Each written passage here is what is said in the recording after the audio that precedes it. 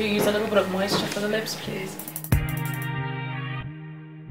I mean, she's one of those people who pulled herself up by the bootstrings and went and conquered the world. And by the world, I don't mean our little world, I mean the world. Perfect. Thank you.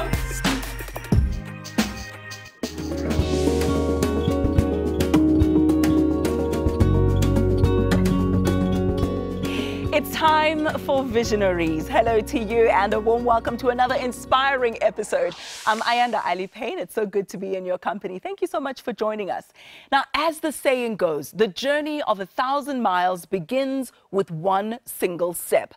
Who would have thought that a young orphan girl from Belfast in Mpumalanga would grow to travel the globe, taking the tech world by storm, come back home and lead a digital revolution? Well, my guest today did all that and a whole lot more. She'll tell us exactly how. Lindiwe Matlali, it's such a pleasure to have you with us. Welcome. Thank you for having me. Do you know, I feel like you should have your own cape and even like a theme song because you're a real-life superhero. Oh, well, thank you. My goodness. Now, you are one of 6 children, I believe. One of 7. One of 7 children? Yes. I think that even deserves an award just for that on its own. It must have been quite a busy household. Yeah, it was. I mean, when my parents passed away when I was young, so we were raised by my grandfather. So it wasn't just the 7 of us. So my mom and her sister died within 2 weeks apart. My goodness. So my grandfather ended up having to look after 5 of my cousins and 7 of us. So it was like 12, all under 16. So you can imagine how exciting it was for my grandfather in a nice 4-room house. You know, we all had to, at night I used to say, like, every room was a bedroom except the bathroom. So yeah. And so as a child, though, were you aware of the circumstances that, you know, there was very little to go around? Yeah, I mean, you can see it, right? We didn't have a lot. So, you know, when we grow up, sometimes if you wake up in the morning, you have to go, you know, so that you can have it tea and all of that. So it was really difficult because he was a pensioner. So obviously at that time, the grant was not that much. So, and he used to work as a gardener. So my grandfather actually worked until he died. The day he died, he was working as a gardener. Goodness. He had a stroke at work. So it's, you know, that hard work and saving, and he saved.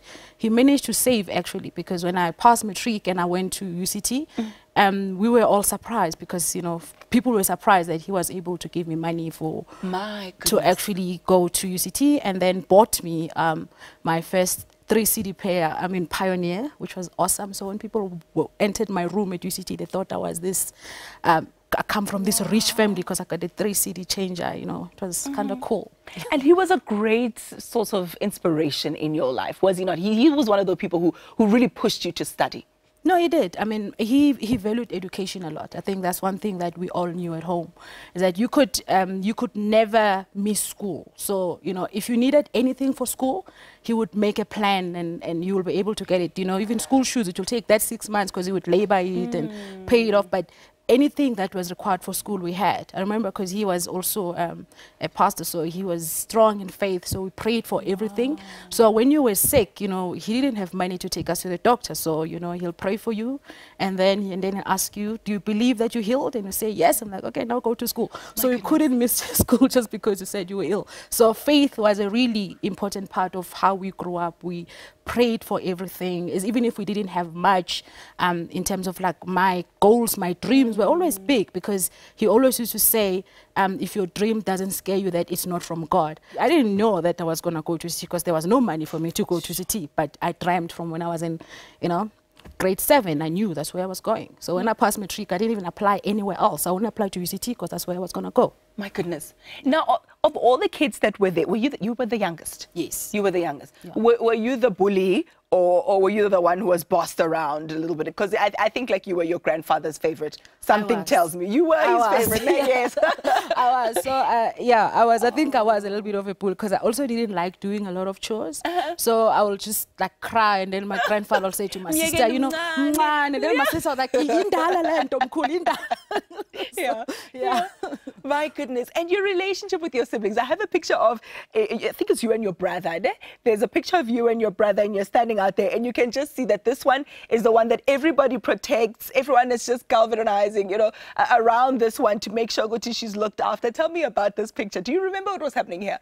Yeah, actually my brother loved music, so he had a lot of these big CDs. What do they call them in those? I'm a record. Yes. So he used to he loved Abo Pacey Sledge. I think that's why Abo Brooke Benton. My goodness. So this day he had friends and they were playing a little bit of Cyndi Lauper. If you're lost, you can look and you will find me. Time after time. So he loved music. So I used to spend a lot of time with him because we used to listen to music a lot. So with his albums, I think that's why even now I feel like I'm in the wrong time. Because I still enjoy those. Your heart and soul. My heart is in the 80s. So, it feels to me that you were surrounded by love, even though the resources were scarce, but you were surrounded by family, by love. Did you ever feel that you missed the presence of your mom? Was that void very present? Yeah, it was. I mean, as I said, it wasn't that easy because, my grandmother died when I was 10. So I think before then, it was sort of, I had somebody that, that mother figure in my life who was my grandmother. But after she died, the void was there because, as much as I was close to my grandfather, but as I grew older, you miss him. Mother's Day used to be one of those days where it was very difficult. Many times, people who grow up in really difficult surroundings or environment become a victim of their circumstances, and they'll blame those circumstances for a lack of achievement. Rightfully or wrongly, that's up for debate. What made you say, I'm not going to be defined by where I'm from. I'm not going to be defined by what I've been through. I'm going to go to school. I'm going to get an education, and I'm going to continue with my life. What's that thing that made you do that?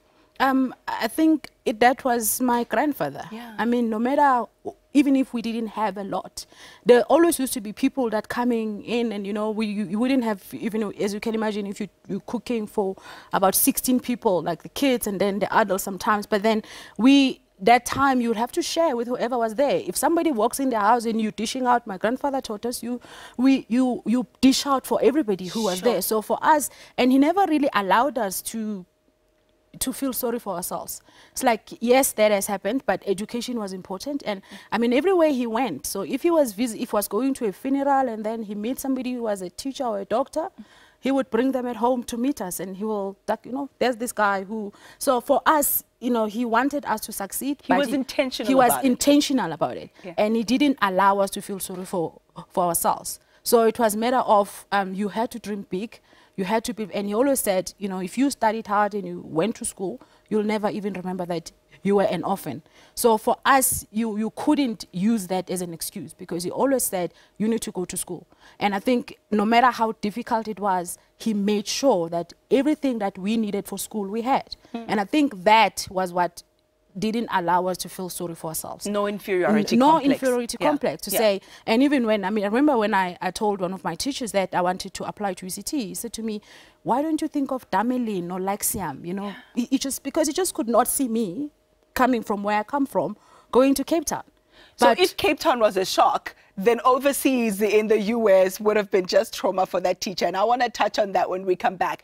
I want to know more about what happened after UCT, your global exploits and the awards and achievements that happened thereafter. And if you also want to hear more about that, then I'm afraid you're just going to have to stick around. See you after this.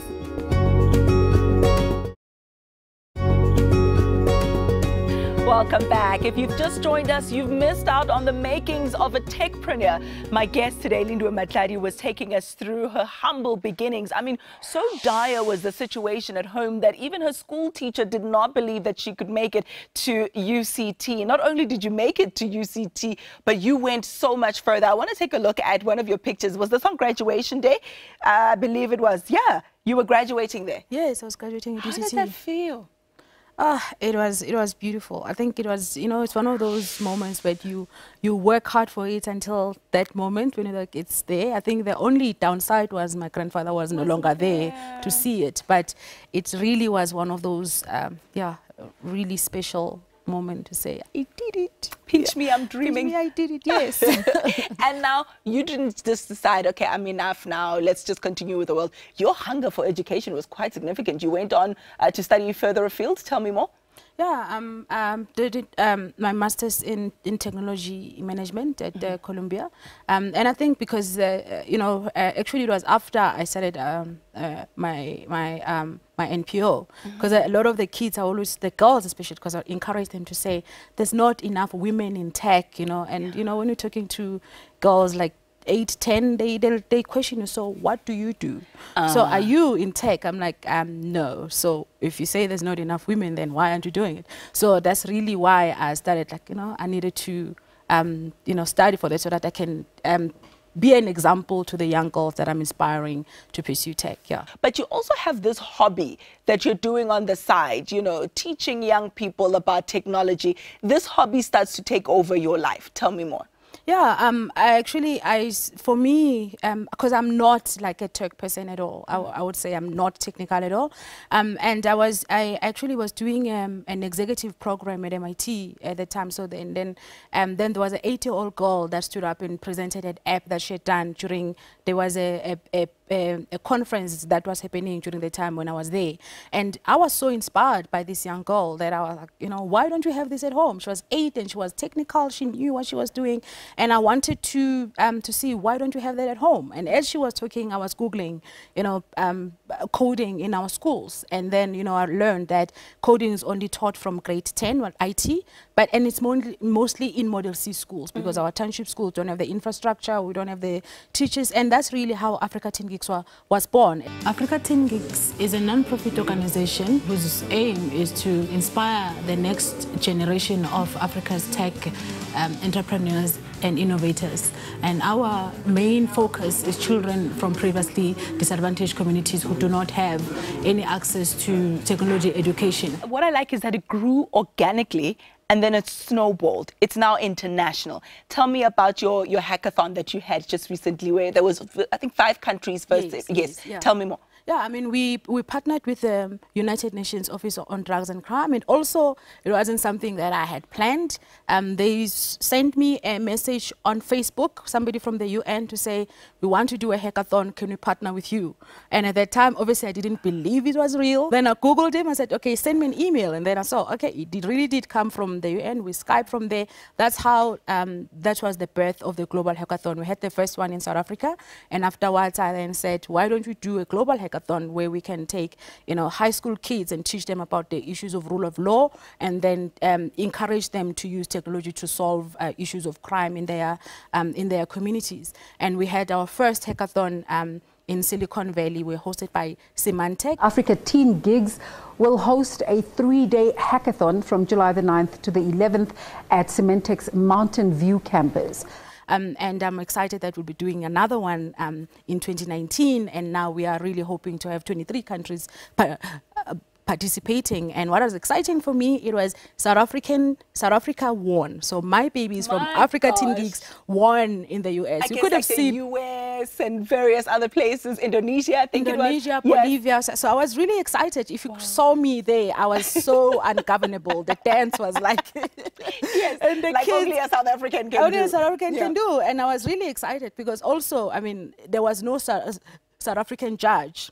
So, so it wasn't really because there was somebody who was pushing, I think for me it mattered the most because they didn't just win for the technical side, they also won the People's Choice, which was voted by Symantec employees. Wow. So it was really, really amazing. And I mean, the youngest was 12, a girl, 12-year-old girl, Layla. So it's really been inspiring, even for me, because I didn't see it that we could, it could become what it has become. And then the awards come fast and furious, the recognition. I mean, even when you spoke about Silicon Valley now, it was because someone who was there heard about you and knew you before you knew them. The connections come, people are contacting you. I want to know about how it feels to then get such recognition over something that just began as a hunch. I think it's really nice to have the recognition, to see other people that they see the impact of what I do. But that's really not why I do, what I'm doing, because I think for a lot of young people growing up in townships who even have the circumstances that I had, they don't have somebody like my grandfather who would say to them, it really doesn't matter where you are. It's what matters is where you're going. And you need to raise your aspiration. And my aspirations were higher. That's why I was able to work hard. Even when I was in high school, I knew that's where I was going. But if you don't have that, if you don't have somebody that can show you and expose you to what is possible, right? Or inspire you and push you, especially when things are really, really tough, you know, when there's really nothing to, you know, to dream of, when there's nothing to have hope about. So that's what Africa Teen Geeks is about for me. It's about bringing hope and inspire these young girls or even young boys who come from circumstances like myself and expose them to what is possible so that they can raise their aspiration, because you cannot become what you haven't seen. And for some of these girls or these kids, they haven't seen anybody, and that's why most of the time if you go to the township and you ask them, what do you want to become, they'll tell you, I want to become a singer, you know, I want to become Ayanda, because they see you on television, but they don't know what else is there. So unless we can show them and expose them, yes, and also if it's somebody that looks like them, that came from where they come from. I hope that we'll be able to raise our own next Mark Zuckerberg, next Mark Shuttleworth or Bill Gates, you know, that they can create technology that comes from here. You know, a lot of the technology that we use, even from the apps that we use, are from overseas. And it's not because we do not have the skills or the talent, you know, it's just that we don't have the exposure and the opportunity. So my hope is that the next generation of our kids would not be admiring Mark Zuckerberg, they'll be admiring Usipho Ndlovu as a Soweto. That's really what I'm hoping for. My goodness. How is your family life in all of this? Because you are a mom, like I did mention, and a wife. Yes. And so how do you balance the work, the philanthropy, the children, the homework, the everything that comes with that? Well, unfortunately for my kids, you know, for tech is really part of what we do even at home.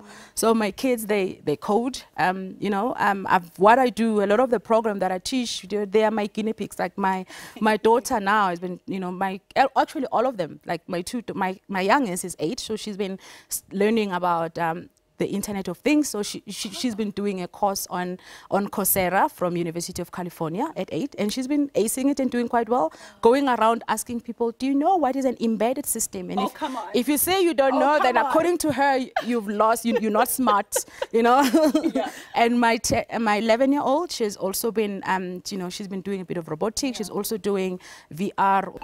Augmented reality is one of the processes we are using to help, kind of, it's a new window to a new world. So using technology as a creation tool for artists. Unfortunately, my work is also part of our lives, and my husband as well. He's been assisting me in even teaching some classes on Saturday as well. So the kids, so, you know, tech is part of it. But I also believe that I can't come and say to you, you know, bring your kids and I can teach them how to code while mine are sitting at home and not doing anything. You know, so for me, if I can come to you and say, your child has that potential, then I can show you and say, look at mine. She's 8, but look at what she's doing. She can do Arduino. You know, she can take you through. She talks about resistors and all those cool things that even I don't understand. So, you know, it's possible, because the exposure, as I said, exposure is really important. Yeah. And just showing them what they can become. I love it. Practicing what you preach. And it seems as if the world is just Lindiwe's oyster now. So many things that she's already doing. What could she possibly want to do next? Let's find out. Stay with us. Welcome back. We continue our conversation with tech guru Lindiwe Matlali. And just before the break, Lindiwe, you were telling us about, you know, your highs and the successes and the brands that you've worked with, quite illustrious. So we had Microsoft, ne? There's Facebook, there's, which one is the one? Yes, Silicon Valley. Symantec. And then there's also Google. In fact, I have a picture of you just outside Google. I want you to tell me a little bit about what was happening there. Last year I had an opportunity to be part of Tech Women, and I was hosted at Google, where I spent basically 6 weeks at Google learning about what they do and networking and meeting people there, and that's why we'll be having our second hackathon. It will be hosted at Google this year. My word, you know, just looking at your achievements and your accolades, one will just think that you live your life on the mountaintop and you never have any valley experiences. But I know that anyone who starts out either a new NGO or a company or whatever, the challenges are always there. I want to know then about your valley experiences. What sort of hardships or hard times have you faced? I mean, I think with an NPO, obviously, funding is always a big challenge. And also for me, with the fact that I'm working with kids from disadvantaged communities. We work with UNISA. Just getting them to come to the labs is a challenge because most of them do not have money, for taxis to come there. It just brings to the point where the fact that there's an opportunity, it doesn't necessarily mean that everybody can be able to access it. So just having the funding to do that, I think I've had my husband having to, lend me some money to do, to pay to get the transport and buy food for the kids, because also we need to make sure that when they're there, they can all have the same food, because you can tell it's very early that this one, next, this one une burger, and then we had to make sure that they can be at the same level, and to make sure, because kids can be mean, right? So we had to, so I think it's been really one of those biggest challenges for me, and I think that's why we wanted to see how can we make sure that we do what we do, but we will make it accessible for the kids that wouldn't otherwise be able to do it, because otherwise then end up with your kids, because you can drive them, and then it defeats their purpose, right? So it's been really difficult raising funds for what you're doing, because also with corporates, when we started, say we're teaching kids how to code, they're like, well, we only focus on maths and science. Technology is not our focus right now. I've had that so many times, and sometimes you would assume that because it's a tech company, they will even know what coding is. Right. Sometimes you go there, CSI, they don't. So it's really been a passion project, should I say, where I used a lot of my, my own resources to make sure that the program works and the kids benefit. The experience was great, and it was my first time doing coding. It's really a good opportunity for me. The experience for me has been exciting. I enjoy just building stuff and seeing how they work. Do you ever think of giving up? No. Giving up for me is really, it's never an option. Yeah. It's never an option. I think my entire life was a challenge and tough. And I think that's one of I would say, the advantages of having a very difficult time or a difficult life, is that everything is hard. So even I don't expect things to be easy. So because of that, it's like when it's tough, I'm like, I know I'm gonna, I'm just waiting for that moment where I'm gonna get over when I find myself on the other side. So I don't expect things to be hard, because my life has never been easy. So I've never had things just waiting for me. So everything was work. Actually, I feel uncomfortable if things are too easy. I'm like, okay, what's the catch? I've never, one of my favorite songs is actually That Mighty Clouds of Joy. Just shows how old I am. I don't believe he brought me this far to leave me. That has been my entire life, just knowing that if God brought me here, he's going to make sure it works, What he started, he will make sure he completes it. Where to now? I think I just, our impact in going to Africa, we're doing our first hackathon in Nigeria with Facebook. I'm excited about that. Those opportunities of really just taking what we have done to Africa, and then and more exposure, and growing the global hackathon from 23 countries, in 2020. I hope it will be 50. And we just, that's really what I'm hoping for. Thank you very much for joining us. I think we've thoroughly enjoyed hearing from you, just the ebb and the flow of life as we have it, the rise, and I continue to see even more greatness coming from you. So wishing you everything of the best. Thank you for your time. Thank you so much. Thank you for having me. And there you have it, another visionary, ladies and gentlemen. So be sure to join us again next time when we do it all over again. For now, it's goodbye. God bless. The most important thing to understand about the future is that it comes one day at a time. It's the little things you do every day that will help you to become what you want. Whether you want to become a lawyer, a doctor, or a businesswoman, you need to be consistent and do all the things that will help you to reach your goal.